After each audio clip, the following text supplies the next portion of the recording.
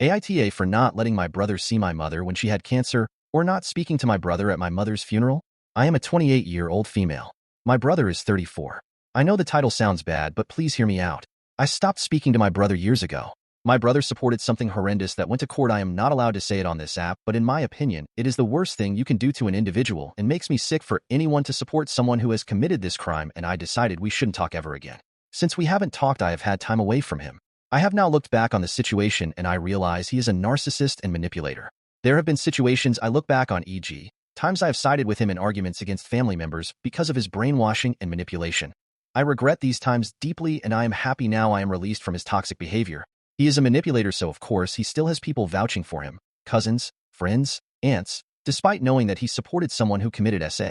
I am proud to say I have nothing to do with him anymore. In 2022, my mother got extremely sick with cancer. I love my mother, so I stepped up and decided my mother could stay with me. My brother demanded to see her in her early stages of cancer. This was the only form of contact we have had in years, and it was just a simple yes.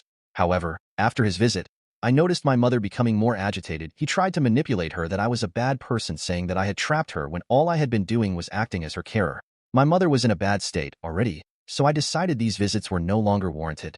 I allowed his children to visit, but that was it. In March, my mother lost her 2-year battle with cancer. I was devastated and stressed about the funeral, even having to deal with my brother and family friends, aunts and cousins that took his side. At the funeral, I decided not to speak to my brother.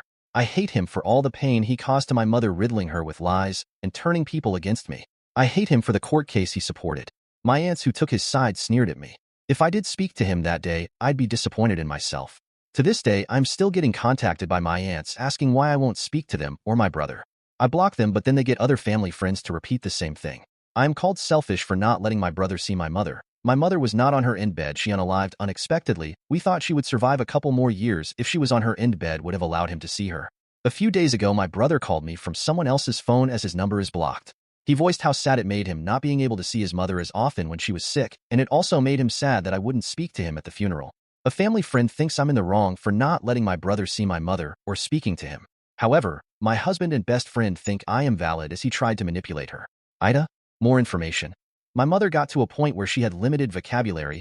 Every time I would mention my brother's name, she would become agitated, sometimes even scream.